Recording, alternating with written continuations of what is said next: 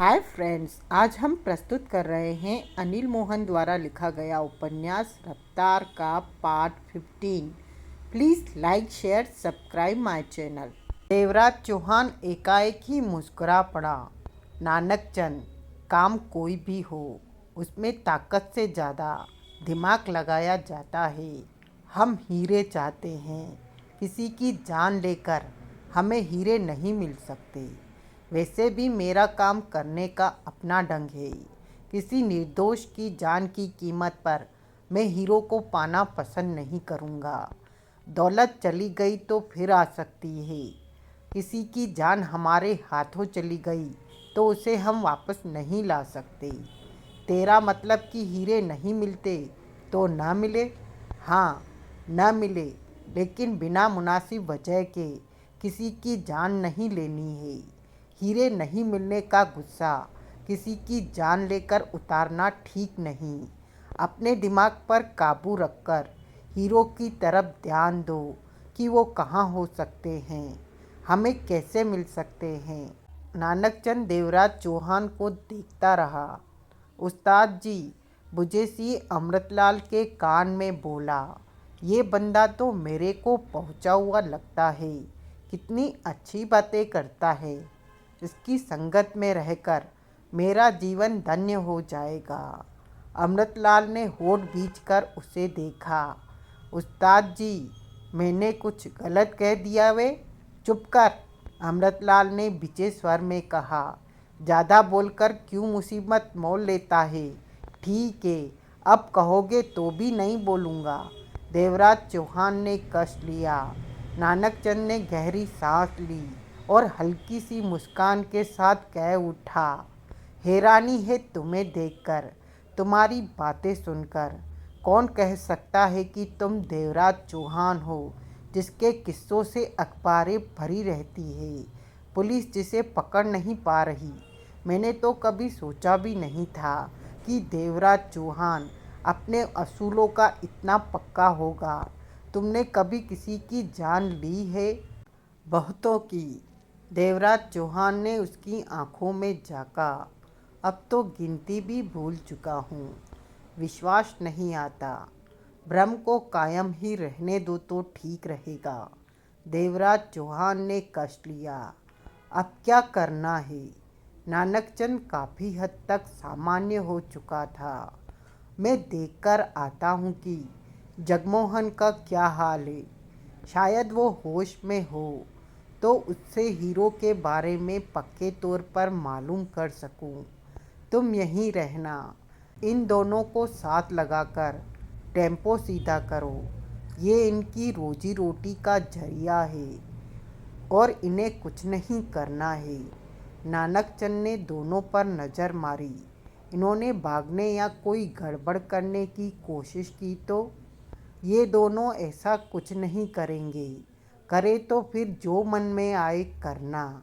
उस्ताद जी, बुझे सिंह हड़बड़ा कर बोला, कोई गड़बड़ मत करना, नहीं तो अपने साथ साथ मेरी भी जान ले डूबोगे।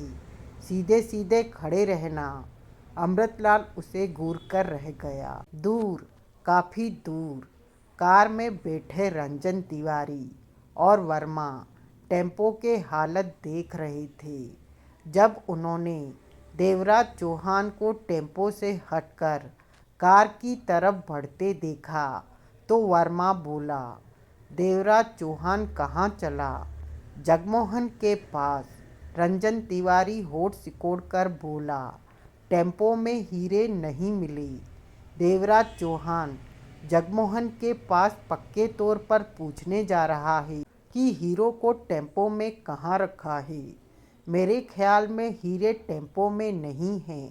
प्रीतम वर्मा बोला, टेम्पो कोई ऐसी जगह नहीं है कि उसमें कुछ भी छिपाया जाए और वो चीज़ न मिले।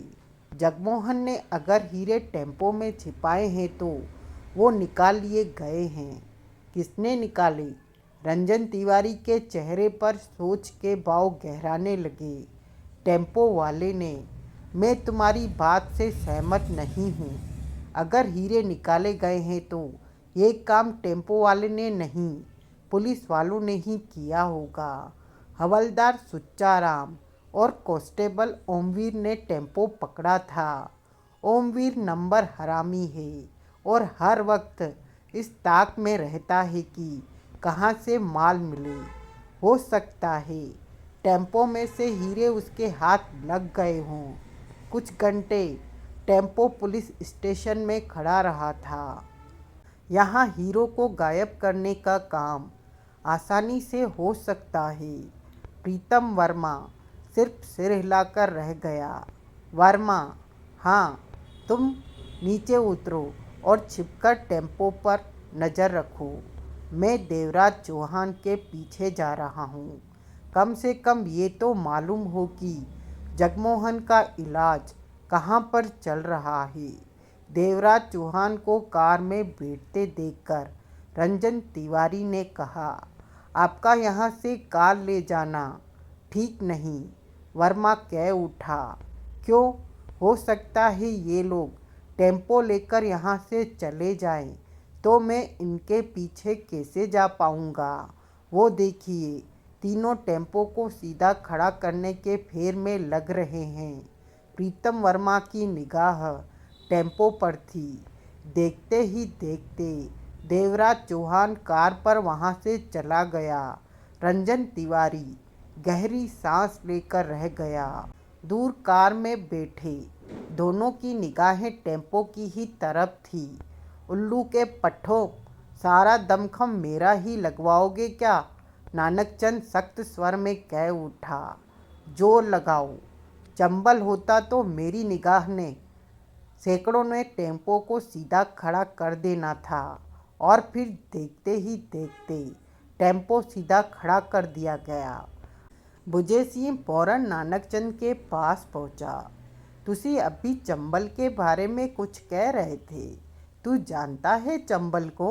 नानकचंद ने हंसकर उसे देखा। बस इतना ही जानता हूँ जितना कि तुसी जानते हो, बुझे सिंह ने कहा।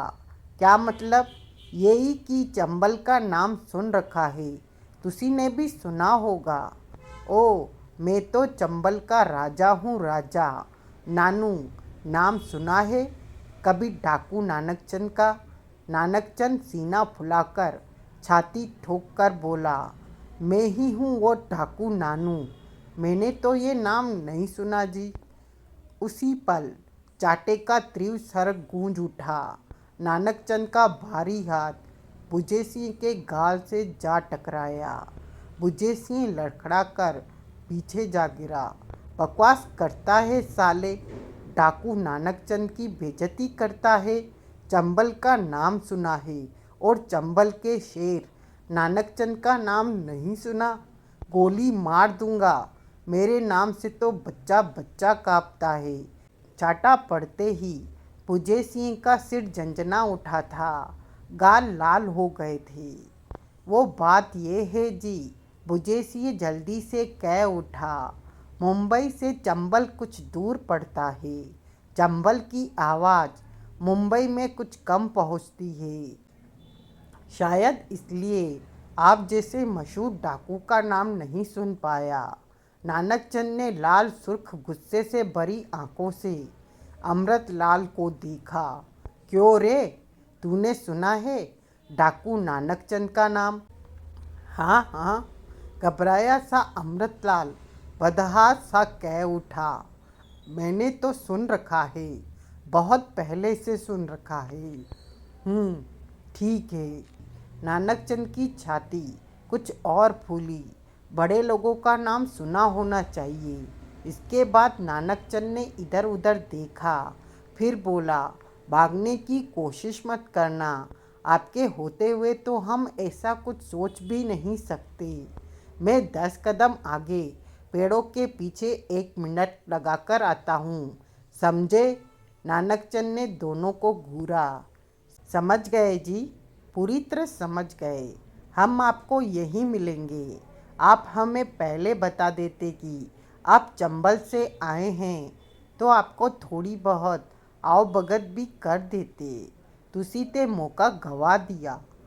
यहीं खड़े रहना। जो आर्डर जी। नानकचंद आगे बढ़ा और 10-12 कदम दूर मोटे तने के पेड़ की ओट में हो गया।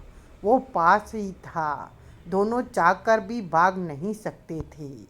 उस्ताद जी, बुझे सिंह मुंह लटकाकर बोला, ये हम पर कौन से बुरे ग्रहों की छाया आ गई। मैंने तो सुबह गांव जाना था, बहन के पास। तोते वाले ज्योतिषी से पूछूंगा ये बुरा वक्त कैसे आया। बुझाया, अमृतलाल धीमे से व्याकुल स्वर में बोला, इन लोगों के सामने कम बोल। क्या मालूम इन्हें तेरी किस बात पर गुस्सा आ जाए और तेरे को गोली मार दे। जुबान बंद रखनी सीख। ठीक वे उस्ताद जी, तुसी कहते हो तो चुप रहूँगा, पर एक वायदा करो मेरे से। क्या? मेरे को कुछ हो गया तो तुसी मेरी बहन से ब्याह। बुझे सिंह की बात पूरी भी नहीं हुई थी कि नानकचंद की तेज चीख उनके कानों में पड़ी। उस्ताद जी, बुझे सिंह हड़बड़ा कर बोला, कुछ हो गया। दोनों न समझने वाले ढंग से उसके पास जा पहुँचे। अगले ही पल दोनों चीख उठे। नानकचंद की गर्दन पर आर पार चाकू का हुआ वार नजर आ रहा था और दूसरा वार छाती पर हुआ पड़ा था। तभी उन्हें दौड़ते कदमों की आवाज़ आई। उनकी निगाह उतर गई। सिर्फ एक पल के लिए दौड़ते इंसान की झलक मिली। उसके हाथ में चाकू दबा था और चेहरे पर रुमाल बंधा था। उसके बाद जंगल जैसी जगह में पेड़ों के तने के पीछे गुम होता चला गया। अमृतलाल और बुझे सिंह हक्के बक्के खड़े रह गए। नीचे पड़े नानकचंद को देखा तो उनका हाल और भी बुरा हो गया। नानकचंद का शरीर शांत पड़ चुका था, वो मर चुका था। आंखें फटी सी एक तरफ हुई पड़ी थी। कम से कम ये दृश्य उन दोनों के होश उड़ा देने के लिए पर्याप्त था। नानकचंद के साथ क्या हुआ ये तो रंजन तिवारी और प्रीतम वर्मा नहीं जान सके, परंतु उन्होंने अमृतलाल और बुझे सिंह को अचानक भागते देखा। उसके बाद पेड़ों के बीच में से कोई भागता नजर आया, जिसके चेहरे पर रुमाल बंधा दिखा तो रंजन तिवारी जोर से चौंका। वर्मा, गड़बड़ है, कार को टेम्पो के पास ले चल, तिवारी तेज स्वर में कह उठा। प्रीतम वर्मा कार स्टार्ट करते हुए बोला, कैसी गड़बड़? मैंने दूर चेहरे पर रुमाल बांधकर किसी को भागते देखा है। उसने वही कपड़े पहन रखे थे जो कल रात को मुझ पर हमला करते वक्त पहने थे। ये वही है जो सबकी जान ले लेना चाहता है।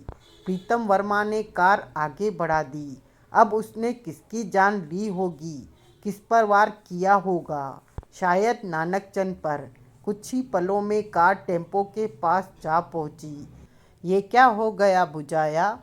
अमृतलाल फीके स्वर में बोला, ये तो मर गया उस्ताद जी, कोई इसे मारकर भाग गया। अपनी बहन का ब्याह इसके साथ न करके मैंने अच्छा ही किया, नहीं वो तो अब तक विधवा होकर घर बैठ जाती।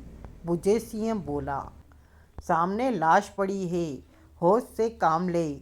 अमृतलाल ने सूखे होठों पर जीभ फेरी। पुलिस आ गई तो हमें खून के जुर्म में पकड़ लेगी, सारी उम्र जेल में। देखो उस्ताद जी, मेरे होते हुए तुसी फिक्र न करो।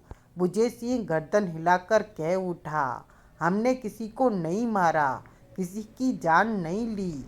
अदालत में कसम लेकर बोल देंगे, हम झूठ नहीं बोलते। अदालत सब समझ जाएगी। हम कोई शक्ल से खूनी लगते हैं? गरीब हुए तो क्या हुआ, खूनी तो नहीं है। और बुझाया, अक्ल से काम ले। अदालत तक पहुंचने से पहले ही पुलिस हमसे लिखा लेगी कि ये खून हमने किया है। नहीं लिखा तो बहुत मारेगी पुलिस। फिर तो उस्ताद जी, ये तो अपने को चंबल का मशहूर डाकू नानू नानकचंद कह रहा था। अगर इस पर पुलिस ने इनाम रखा हो तो वो भी हमें मिलेगा। तब तो मैं टेम्पो खरीद, और अगर ये डाकू न हुआ तो इसने हमें डराने के लिए खुद को डाकू कहा हो तो क्या होगा। अमृतलाल वास्तव में घबराया हुआ था। ये सब चक्कर छोड़ और भाग चलते हैं यहाँ से। इसका साथी आ गया तो फिर हम बच नहीं सकेंगे। वो यही सोचेगा कि हमने इसे मारा है और वो हमें मार देगा। बुझे सिंह ने सोच भरे स्वर में कहा, बात तो ठीक है, भाग जाना ही ठीक रहेगा, लेकिन वो हत्यारा जानता है कि हम कहाँ रहते हैं, फिर हमें पकड़ लेगा। तब कमरे में जाने की जरूरत ही क्या है, वहाँ हमारा पड़ा ही क्या है। 2 कपड़े हैं, चारपाइयाँ हैं, भूल जा कमरे को। तू अपने गांव जा और मैं अपने। महीने बाद मेरे गांव आ जाना, आगे का प्रोग्राम बना लेंगे। ठीक वे, तुसी मेरी तनख्वाह दे दो, मैं अभी गाँव। तभी कार रुकने की आवाज़ आई। दोनों के चेहरों पर घबराहट उभरी। वो आ गया उस्ताद जी, इसका साथी। अब हमारा क्या होगा। दोनों ने टेम्पो की तरफ देखा तो कार से तिवारी और वर्मा को निकलते देखा। बुझाया, ये तो कोई और ही है। हाँ उस्ताद जी, ये तो इधर ही आ रहे हैं। मुझे कुछ ठीक नहीं लग रहा है। रंजन तिवारी और प्रीतम वर्मा पास आ पहुँचे। लाश देखी। मेरा ख्याल ठीक निकला वर्मा, अब उसने नानकचंद को मार दिया। रंजन तिवारी बोला, तुसी जानते हो मारने वाले को। बुझे सिंह कह उठा, किसने मारा इसे। तिवारी ने दोनों को देखा। हमें क्या पता जी किसने मारा, ये तो यहाँ पे पेड़ के पीछे कुछ करने आया था। हम तो चीख सुनकर यहाँ पहुँचे और किसी को चाकू पकड़कर भागते देखा। मुंह पे रुमाल बांध रखा था बस। क्यों उस्ताद जी। रंजन तिवारी और प्रीतम वर्मा की नज़रें मिली। तुम लोग टेम्पो के साथ यहाँ क्या कर रहे हो। बुरे वक्त का फेर है। ये मरने वाला और इसका साथी हमें यहाँ ले आए और कहने लगे कि टेम्पो में हीरे छिपे हैं, हीरो को ढूंढना है। हमने कहा ढूंढो, हीरे नहीं मिले तो इसका साथी आता हूँ कहकर चला गया और ये यहीं था। इसके अलावा हमने और यहाँ पे क्या करना है। क्यों उस्ताद जी। अमृतलाल की तो हिम्मत ही नहीं बन पा रही थी कुछ बोलने की। टेम्पो के पास चलो। चलो जी, आओ उस्ताद जी, घबराने की जरूरत नहीं है, ये शरीफ बंदे लग रहे हैं। चारों टेम्पो के पास पहुँचे। ये भी तो हो सकता है हीरे तुम लोगों को मिल गए हों और रंजन तिवारी ने कहना चाहा। सुन लो उस्ताद जी, हीरो का भूत इन पर भी सवार है। बुझे सिंह मुंह बनाकर कह उठा, मेरे को तो समझ नहीं आती कि सारे बेवकूफ़ हमारे आसपास ही क्यों फेरा मार रहे हैं। वर्मा, तिवारी बोला, टेम्पो की तलाशी ले। वर्मा फौरन टेम्पो की तरफ बढ़ गया। अब टेम्पो की तलाश में क्या क्या करोगे। पहले वालों ने तो सीटें भी फाड़ दी, आप क्या फाड़ोगे पाजी। कुछ तो सबूता रहने दो। उस्ताद जी, ये लोग टेम्पो का ढांचा बना देंगे। अमृतलाल ने रंजन तिवारी को देखा, कहा कुछ नहीं। अगर हीरे टेम्पो में नहीं है तो तुम लोगों ने उन्हें कहीं छिपा दिया है। तिवारी ने कहा, मुझे समझ नहीं आ रहा कि ये हीरे कहाँ से आ गए। अमृतलाल हिम्मत करके कह उठा, हमारे पास कुछ नहीं है, टेम्पो में हीरे भी नहीं है। क्यों हमारे पीछे पड़े हो। टेम्पो चलाकर आराम से पेट भर रहे हैं, किसी नई मुसीबत में क्यों फंसा रहे हो तुम लोग हमें। हीरे मुझे दे दो, सारी मुसीबतों को दूर भगा दूंगा। तिवारी ने अपनेपन से कहा, ओ मुझे नहीं मालूम हीरो के बारे में। अमृतलाल चीख उठा, उस्ताद जी धीरे, गला खराब हो जाएगा। यहाँ कोई दुकान भी नहीं है जहाँ से विक्स की गोली मिल सके। रंजन तिवारी भी आगे बढ़कर टेम्पो को चेक करने लगा। क्यों वर्मा। रंजन तिवारी ने पूछा, टेम्पो में हीरे कहाँ हो सकते हैं। ढूंढ रहा हूँ। वर्मा अपने काम में व्यस्त बोला। लेकिन जब देवराज चौहान को नहीं मिले तो हमें हीरे मिल जाएंगे, इसमें शक है। क्या मालूम टेम्पो में हीरे हो ही न। टेम्पो में ही है, रंजन तिवारी सोच भरे स्वर में बोला। हीरे न मिलने पर देवराज चौहान को भी यह शक हुआ होगा, तभी तो वो जगमोहन के पास दोबारा पूछने गया है। 20 मिनट दोनों टेम्पो से उलझे रहे। टेम्पो में हीरे नहीं हैं। वर्मा हाथ झाड़ते हुए पीछे हट गया। रंजन तिवारी को भी लग रहा था कि हीरे टेम्पो में नहीं है। मेरे ख्याल में देवराज अब जगमोहन से पक्की खबर लाएगा कि हीरे टेम्पो में कहाँ हैं। देवराज चौहान कभी भी आ सकता है। पहले यहाँ से चलो। दोनों कार की तरफ बढ़े। तभी अमृतलाल उसके सामने आ गया। मुझे ये तो बता दो कि हीरो का मामला क्या है। तुम सब लोग मेरे टेम्पो के पीछे क्यों पड़े हो? अमृतलाल बोला। रंजन तिवारी ने उसे घूरा। तुम सिर्फ ये जान लो कि अगर टेम्पो में से हीरे निकालकर तुमने कहीं छिपा दिए हैं तो तुम्हारे साथ बहुत बुरा। मैंने तो हीरो को देखा भी नहीं। अमृतलाल को कंधे से पकड़कर एक तरफ किया और दोनों कार की तरफ बढ़ गए। देखते ही देखते कार उनकी निगाहों से ओझल हो गई। वापस फिर वहीं पर काफ़ी दूर खड़ी करके वे दोनों टेम्पो पर नज़र रखने लगे। तिवारी साहब, मेरे ख्याल में ये दोनों टेम्पो लेकर भाग जाएंगे, वर्मा बोला। ख्याल तो मेरा भी यही है, तिवारी होठ सिकोड़कर बोला। लेकिन बच नहीं सकेंगे। देवराज चौहान फिर इन्हें किसी न किसी तरह ढूंढ ही लेगा। लेकिन हीरे टेम्पो में नहीं हैं तो कहाँ गए? रंजन तिवारी खुद इस सवाल में उलझ पड़ा था। उस्ताद जी, बुझे सिंह रंजन तिवारी वाली कार को जाते देखता हुआ बोला। ये क्या घोटाला है बुझाया? अमृतलाल गंभीर स्वर में कह उठा। मुझे बहुत बड़ी गड़बड़ लग रही है। जो आता है हमसे हीरे मांग रहा है। या तो ये सारे पागल हैं या फिर बीच में कुछ है। ये सारे तो पागल होने से रहे। बुझे सिंह ने फौरन अपना फैसला सुनाया। तो फिर समझ ले, हीरो का मामला वास्तव में है। अमृतलाल के चेहरे पर सोच के भाव थे। मतलब कि हीरे हैं? हाँ। बुझे सिंह मुंह फाड़े अमृतलाल को देखता रहा। उस्ताद जी, हीरे तो बहुत है दुनिया में, वो तो मैं भी मानता हूँ। लेकिन ये सब हमारे टेम्पो में ही क्यों हीरो को ढूंढ रहे हैं? सोचने वाली बात तो ये है जी, टेम्पो की सीटें भी फाड़ दी। अमृतलाल ने बुझे सिंह को देखा। हीरे टेम्पो में ही है बुझाया। क्या? बुझे सिंह का मुंह खुला का खुला रह गया। टेम्पो में? हाँ। टेम्पो में कैसे आए मैं नहीं जानता। किसने छिपाए मालूम नहीं। लेकिन हीरे टेम्पो में ही हैं। तभी तो सब टेम्पो में से हीरे ढूंढ रहे हैं। अमृतलाल के स्वर में दृढ़ता आती जा रही थी। तू ठीक कहता है कि इतने सारे लोग एकदम पागल नहीं हो सकते। हीरे टेम्पो में ही हैं। लेकिन हीरे टेम्पो में छिपाए कब होंगे? जब टेम्पो चोरी हुआ था तो फिर हमें मिले क्यों नहीं? ये लोग जो ढूंढ रहे थे उन्हें भी क्यों नहीं मिले? ये सोचने वाली बात है।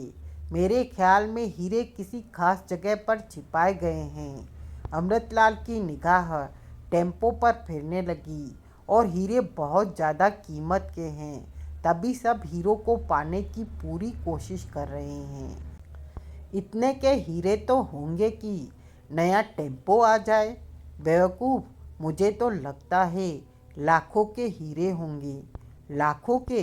बुझे सिंह का मुंह खुला का खुला रह गया। फिर एकाएक चीखा। जिया जी। क्या? अमृतलाल हड़बड़ाया। तुसी मेरे जीजाजी हो। तोते वाले ज्योतिषी ने कहा था कि मेरी बहन की शादी उससे होगी जिसके पास बहुत बड़ी दौलत एक बार आएगी, और वो आ गई। तुसी मेरे जियाजी बन गए। उसने ये भी कहा था कि पता नहीं वो दौलत वो संभाल पाएगा या नहीं। तुसी फिक्र न करो, हम दोनों मिलकर संभाल लेंगे। चुप कर, गलत बोल दिया क्या? मैंने तेरी बहन से शादी नहीं करनी, समझा? अमृतलाल झल्लाकर कह उठा। आपके कहने से क्या होता है उस्ताद जी, ग्रह सब कुछ करा देते हैं, मैं सब संभाल लूँगा। आप पहले देखो टेम्पो में हीरे कहाँ हैं? बुझेसिए ने खुशी से दोनों हाथ मलते हुए कहा। अमृतलाल के शब्द अधूरे रह गए। एक तरफ से देवराज चौहान वाली कार आती दिखाई दी। बुझाया? अमृतलाल के चेहरे पर घबराहट नाच उठी। वो आ गया, डाकू का साथी। देवराज भीतर प्रवेश कर गया। डॉक्टर को नोटों की गड्डियाँ देकर जगमोहन के इलाज के लिए तैयार किया था। ये भी कि वो इस बात की खबर पुलिस को नहीं करेगा। नोटों की गड्डियाँ देखकर डॉक्टर ने शराफत से सारी बात मानी। देवराज चौहान जगमोहन के कमरे में पहुंचा। ये देखकर उसने राहत की सांस ली कि जगमोहन होश में था और सोहनलाल से बातें कर रहा था। अब कैसी तबीयत है? देवराज चौहान ने मुस्कुराकर पूछा। ठीक है, सोहनलाल बोला। जख्म ठीक होने में अभी कुछ दिन लगेंगे, 2 दिन बाद यहाँ से छुट्टी मिल जाएगी। हीरे मिल गए? जगमोहन ने पूछा। नहीं, पूरा टेम्पो देख लिया। देवराज चौहान की बात पूरे होने से पहले ही जगमोहन जल्दी से बोला। टेम्पो कहाँ है? अभी है, नानकचंद को टेम्पो के पास छोड़कर तुम्हारे पास आया हूँ। हीरे टेम्पो की स्टेपनी में है, जगमोहन व्याकुल स्वर में कह उठा। स्टेपनी में?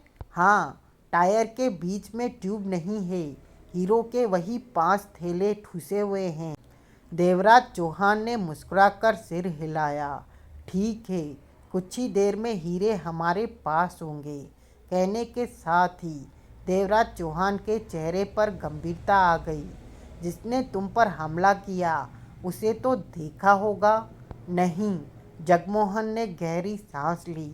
मैं उसे देख नहीं पाया, तब अंधेरा था और हमला भी उसने पीछे से किया था। वार भी ऐसे किया था कि मैं कुछ सोचने समझने के काबिल नहीं रहा। देवराज चौहान का चेहरा कठोर हो गया। ठीक है, तुम आराम करो, मैं टेम्पो के पास जा रहा हूँ। मैं भी साथ चलूँ? सोहनलाल कह उठा। तुम? कहने के साथ ही देवराज चौहान की प्रश्न भरी नज़र जगमोहन पर गई। मैं ठीक हूँ, मुझे सोहनलाल की जरूरत नहीं। उसकी निगाहों का मतलब समझकर जगमोहन कह उठा। देवराज चौहान ने सिर हिलाया तो सोहनलाल तुरंत उठ खड़ा हुआ।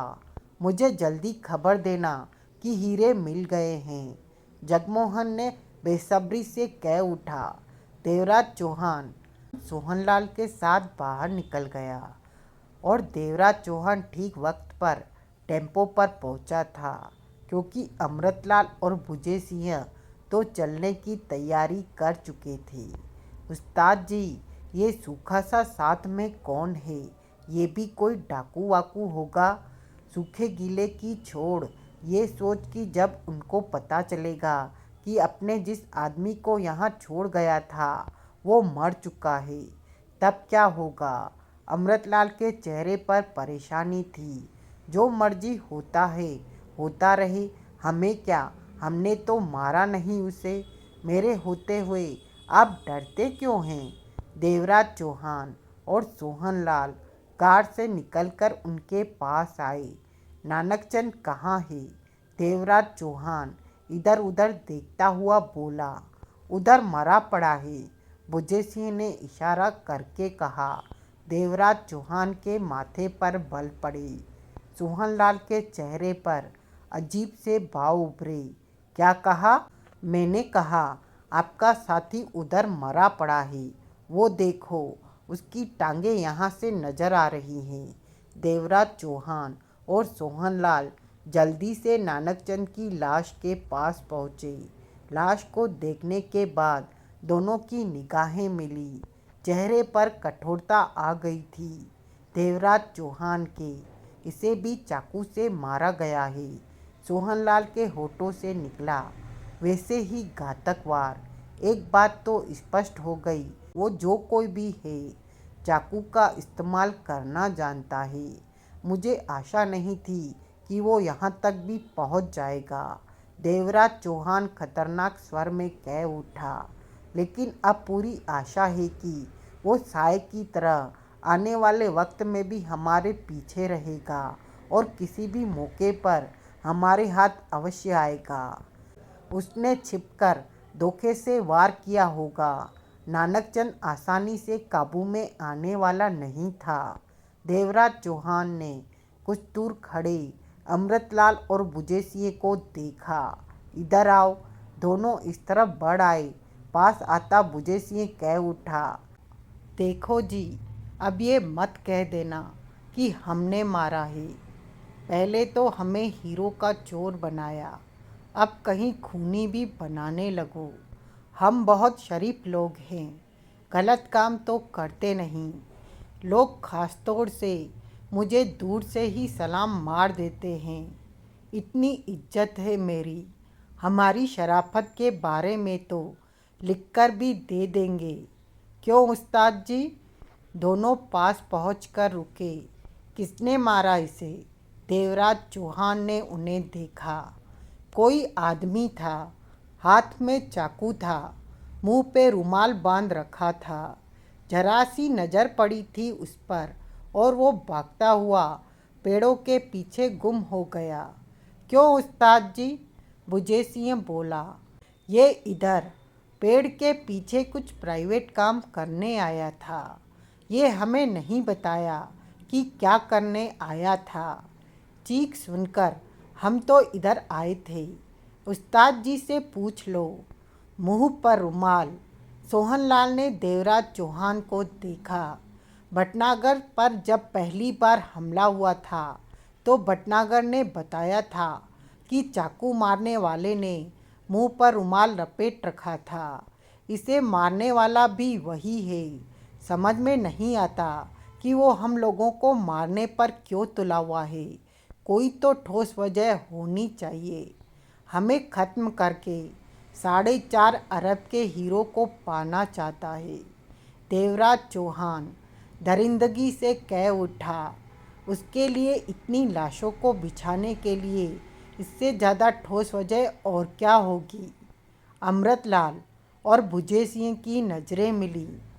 उस्ताद जी, ये 4.5 अरब कितना होता है? मालूम नहीं, मुझे तो 2-4 हज़ार के ऊपर की गिनती नहीं आती। अमृतलाल ने सूखे होठों पर जीभ फेरी। देवराज चौहान ने दोनों को देखकर कहा, टेम्पो की स्टेपनी निकालो। स्टेपनी? बुझे सिंह ने देवराज चौहान को देखा। अपनी कार में लगानी है क्या? जो कहा है वो करो। देवराज चौहान सख्त स्वर में कह उठा। बुझाया, तेरे को समझाया था कि ठीक है, ज़्यादा नहीं बोलता। कहने के साथ ही वो टेम्पो की तरफ बढ़ गया। सब टेम्पो के पास खड़े थे। बुझे सिंह ने नटबोल्ट खोलने के पश्चात स्टेपनी को निकालकर जमीन पर गिराया। खोलो इसे, खोलो।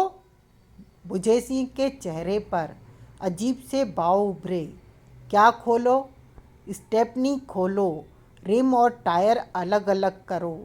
कर देते हैं, ये कौन सी बड़ी बात है? बुझे सिंह टूल बॉक्स की तरफ बढ़ता हुआ बोला। जो कहोगे वो तो करना ही पड़ेगा, पर एक बात तो है कि आपका वो दोस्त जो टेम्पो चोरी करके ले गया था बहुत शरीफ है। स्टेपनी पंचर थी, बेचारे ने पंचर लगवा दिया। ठेठ हवा भर दी। नहीं तो पंचर लगवाने की सारी मेहनत मेरे को करनी पड़ती। पंचर के पैसे भी उसने पल्ले से खर्च किए। कहने के साथ ही बुझे सिंह स्टेपनी की हवा निकालने लगा, बॉल को ढीला करके। हवा निकलती पाकर देवराज चौहान और सोहनलाल की आंखें सिकुड़ी। इसमें तो हवा है, सोहनलाल बोला। जगमोहन ने तो कहा था स्टेपनी में ट्यूब नहीं है। कुछ कहने की उपेक्षा देवराज चौहान के दांत बिच गए। वाजी वाह, जब स्टेपनी है तो ट्यूब भी होगी। ट्यूब है तो हवा भी निकलेगी। ऐसी भी कोई स्टेपनी होती है क्या जिसमें ट्यूब न हो, हवा न हो? क्यों उस्ताद जी? देवराज चौहान और सोहनलाल की मृदा में फर्क नहीं आया था। अमृतलाल मन ही मन हैरान था कि अचानक इनके रंग ढंग क्यों बदल गए हैं। देखते ही देखते बुझेसिए के दक्ष हाथों ने हवा निकालकर टायर और रिम को अलग कर दिया। सोहनलाल जल्दी से आगे बढ़ा। उसने टायर के बीच में हाथ डालकर अच्छी तरह देखा। ट्यूब भी बाहर निकाल ली। हीरे तो क्या, एक तिनका भी नहीं मिला। कुछ पलों के लिए हक्की बक्की सी हालत हो गई। सोहनलाल की कठोर निगाहों से टायर, ट्यूब और रिम को देखते हुए देवराज चौहान ने सिगरेट सुलगाई। इसमें इसमें तो कुछ भी नहीं है, सोहनलाल कह उठा। जगमोहन ने कहा था कि इसमें ट्यूब नहीं, हीरो के थैले हैं। देवराज चौहान एक एक शब्द चबाकर कह उठा। इसमें ट्यूब निकलने का मतलब है किसी ने इसमें से हीरे निकाल लिए हैं। लेकिन कैसे मालूम हुआ कि स्टेपनी में हीरे हैं? देवराज चौहान की निगाह अमृतलाल और बुझेसिए पर जा टिकी। तुम दोनों टेम्पो लेकर सीमापुर गए थे। देवराज चौहान का स्वर सख्त था। हाँ, अमृतलाल ने घबराहट से भरा चेहरा हिलाया। रास्ते में जब पंचर हुआ तो स्टेपनी लगाते वक्त तुम लोगों को मालूम हुआ कि स्टेपनी में ट्यूब नहीं है, बल्कि हीरो से भरे लेदर के छोटे छोटे लिफाफे हैं। और लो कर लो बात, बुझेसिए कह उठा। जब पंचर ही नहीं हुआ, स्टेपनी की जरूरत ही नहीं पड़ी, तो हमें क्या मालूम होगा कि स्टेपनी में क्या है और क्या नहीं? क्यों उस्ताद जी? देखो जी, हम पहले ही कह चुके हैं कि हम चोर नहीं हैं। गरीब बहुत हो गया, घंटों से हमें लटकाए जा रहे हो। अगर हम चोर की तरह नज़र आते हैं तो ले चलो थाने। वहाँ कम से कम बैठने की तो जगह है, पीने को कोई 2 घूंट पानी दे देगा। कमरे में पंखा लगा हुआ तो बुझाया। चुप रहो उस्ताद जी, मुझे भी तो गुस्सा आ सकता है। बुझाया, अमृतलाल ने पुनः टोका। ट्यूब देखा, बिल्कुल नहीं है। हमारी ट्यूब में तो 2-3 पंचर लगे थे और ये टायर भी हमारा नहीं है। हमारा टायर एक तरफ से थोड़ा सा कटा हुआ था और घिसा हुआ भी था, ज़्यादा ही था और घिसा हुआ भी ज़्यादा ही था। और ये रिम, ये भी हमारा नहीं है। रिम का रंग थोड़ा सा टेम्पो से मिलता है, लेकिन ये हमारा नहीं है। देख बुझाया, ध्यान से देख। बुझेसिए ने देखा। चेहरे पर अजीब से भाव आ गए। उस्ताद जी, ये तो स्टेपनी ही हमारी नहीं है, कुछ भी हमारा नहीं है। ये तो कमाल हो गया, किसी ने स्टेपनी बदल दी है। अमृतलाल पक्के स्वर में कह उठा। बुझेसिया बार बार टायर, ट्यूब की और रिम को देखे जा रहा था।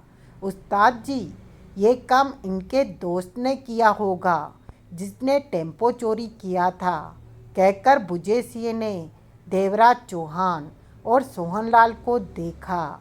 स्टेपनी बदलने का मामला क्या है?